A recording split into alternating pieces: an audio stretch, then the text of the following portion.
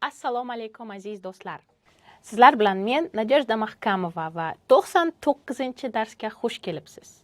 Wow, 99-dars. Bugun sizlar bilan juda ham qiziq mavzuni o'tamiz. Teras va zaras so'zlarni farqini boramiz va farqini bilamiz va albatta ularni kontekstda qanday ishlatish va qachon ishlatishni o'rganamiz.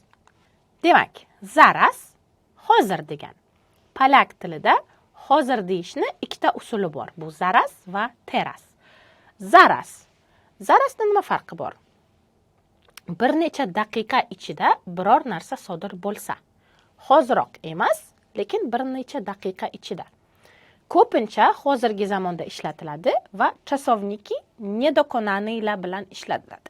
Chasovniki nedokonaniy. Demak, ana shunaqa chasovniki nedokonaniy co robić degan savolga javob beradi. Zaras bilan ishlatilsa. Demak, darhol, hoziroq emas u, bir necha daqiqa ichida. Masalan, zaraz wracam. Co robię? Wracam. Czasownik niedokonany. Hozir qaytaman. Demak, qaytaman. Wracam. Polak tilida hozirgi zamonda ishlatilsa ham fe'l wracać, wracam. O'zbek tilida albatta kelasi zamonda ishlatiladi. Przyjdę zaraz. Hozir boraman. Przyjdę zaraz. Teraz esa hozir degan ma'noni anglatadi, lekin darhol, hoziroq yoki hozirgi momentda, hozirgi paytda sodir bo'ladigan narsani anglatadi. Demak, ayni damda degan ma'noni anglatadi. Ayni paytda nimadir sodir bo'lsa. Ko'pincha kelasi zamonda ishlatiladi. Va albatta, co zrobić savollarga javob beradi. Czasowniki dokonany ko'pincha. Demak, teraz oglądam TV. Teraz oglądam TV. Co robię? Czym się teraz zajmuję? Teraz oglądam TV. Hozirgi momentda, hozirgi damda men televizor ko'ryapman.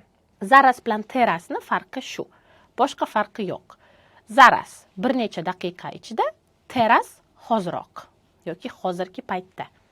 Misollar yana: Jest zimno i zaraz zacznie padać. Jest zimno i zaraz zacznie padać. Havo sovuq.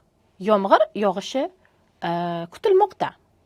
Demak, yomg'ir hali yog'madi, yog'ishni boshlamadi, lekin bir necha daqiqa ichida yog'adi. Bunga biz aminmiz. Shuning uchun zarasni ishlatamiz.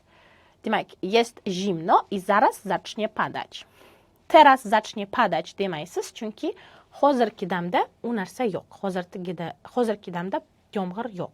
Chciałabym teraz przedstawić wniosek w kontekście.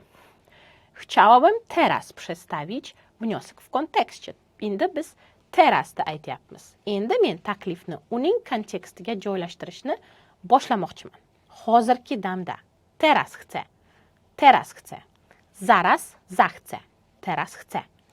Naturalnie zaraz przyjdziemy. Naturalnie zaraz przyjdziemy. Tabiiyki darhol kelamiz. Hoziroq kelamiz. Naturalnie zaraz przyjdziemy. Tabiiyki hozir kelamiz. Darhol kelamiz. Lekin bir necha daqiqani ichida darhol kelamiz. Zaraz się dowiem. Hozir hammasini bilib kelaman. Zaraz się dowiem. Kelajak ma'nosida bo'ladi. Zaraz się dowiem. Bilaman-u kelaman. Hali u hech narsani bilib olmadi, lekin bilib olmoqchi. Hozir bilib oladi. Hozir bilib keladi. Musi iść zaraz. Ale przedtem musi wszystko zrozumieć. U hozir ketishi kerak, lekin avval hamma narsani tushunishi kerak.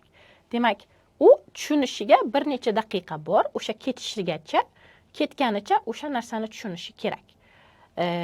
Hoziroq, hozirgi damda, hozirgi paytda emas, lekin hozir ketadi. Bir necha daqiqadan keyin. Ciekawiło mnie, kim była pozostała dwójka. I zaraz sama się domyślałam. Qolgan ikkisi kim ekan? Ana shu odamlardan qolgan ikkisi kim ekan deb o'ylab qoldim. Keyin o'zim taxmin qildim. Demak, zaraz shu bir necha daqiqa ichida o'ylab ko'rganidan keyin bir necha daqiqa ichida o'sha narsani taxmin qildi. Teraz va zaraz. Teraz stoję, pracuję i nagrywam dla was filmik. Teraz ja stoję, pracuję i nagrywam dla was filmik. Zaraz odpocznę. Zaraz odpocznę. Demak, hozirgi damda stoję, nagrywam filmik. Sizlar uchun video lavhani syomka qilyapman. Ale zaraz odpocznę. Bir necha daqiqa ichida esa men dam olaman. Teraz pracuję, zaraz odpocznę. Bir necha daqiqada hozir dam olaman. Demak, shu videoni tugatganimdan keyin dam olaman. Teraz va zaraz bitta gap misolda. Teraz jeszcze nie rozumiecie, na czym polega różnica między teraz a zaraz, ale zaraz ją zrozumiecie. Hozirgi damda teraz va zarasni ayni farqlarini tushunib bormasangiz ham zaraz ją zrozumiecie. Lekin hozir tushunib olasizlar. Bir necha daqiqani ichiga uni tushunib olasizlar. Demak, shu farqlarni tushunib bilib olasizlar. Teraz nie rozumiecie, zaraz zrozumiecie. Co zrobicie? Zaraz zrozumiecie. Jestem teraz w Uzbekistanie. Jestem teraz w Uzbekistanie. Zaraz będę w Polsce. Demak, tasavvur qilamiz. Hozir men O'zbekistondaman va hozir Polshaga ketaman. Demak, shu videoni tugatganimdan keyin Polshaga ketishim mumkin. Zaraz będę w Polsce, ale teraz jestem w Uzbekistanie. Hozirgi damda O'zbekistondaman. Dzwonię teraz do ojca. Dzwonię teraz do ojca. Hozirgi damda dadamga telefon qilyapman. Zaraz zadzwonię. Hozir telefon qilaman. Demak, hozir men telefon qilyapman. Dzwonię teraz do ojca, ale zaraz zadzwonię. Hali telefon qilganim yo'q. Endi telefon qilaman. Mam teraz iść po mamie? Nie teraz, ale zaraz. Buni farqi nima? Rano, ne, buni farqi nima? Hozir men onamni oldiga boraymi? Hozir emas, lekin borasan. Hozir emas, hozir. Tarjimaga asoslasak agar, so'zma-so'z tarjimaga, hozir emas, hozir. Lekin hozir bilan hozirni farqi bor. Hozir teraz, hozirgi damda emas, lekin hozir bir necha daqiqadan so'ng. Mam teraz iść po mamie? Onamni oldiga boraymi? Nie teraz, ale zaraz. Lekin bir necha daqiqani ichida. Rano padało, ale teraz świeci słońce. Rano padało, ale teraz świeci słońce. Ertalab yomg'ir yog'gan edi, lekin hozir quyosh chiqdi. Teraz. Hozirgi paytda, hozirgi damda quyosh bor. Rano padało, ale zaraz będzie świecić słońce. Bu yerda esa kelasi zamonda turibdi. Będzie świecić słońce. Zaraz. Chunki bir necha daqiqani ichida. Hozirgi damda emas. Posprzątaj łazienkę. Posprzątaj łazienkę. Zaraz, zaraz.